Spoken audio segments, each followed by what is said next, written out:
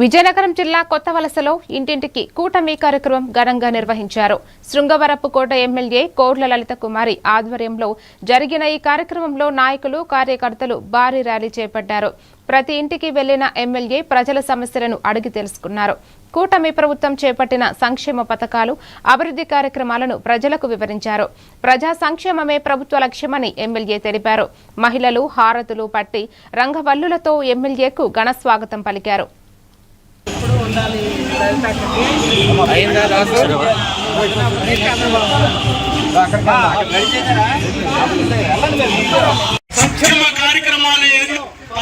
గత పాలకులు విడిచిపెట్టిన రాష్ట్రాన్ని అప్పుల ఊగులో విడిచిపెడితే ఈనాటి ప్రభుత్వం పెద్ద మనసుతో గుడిగుడి అడుగులకు తొలి అడుగులు పడుకుతూ పెద్ద మనసుతో కంకణం కట్టుకొని ఏదైతే గత ప్రభుత్వం 1000 రూపాయల పెన్షన్ పెంచుతామని ఆనాడు ఎన్నికల హామీ చేసి మధ్య తరగతి, వితంతువు, వృద్ధులు, వికలాంగులకి అందజేస్తున్న ఏకైక ప్రభుత్వం భారతదేశంలో ఏది అనంటే ఆంధ్రప్రదేశ్ రాష్ట్రం కూటమి ప్రభుత్వానిదని చెప్పి మనం అందరం అభిమానించాలి.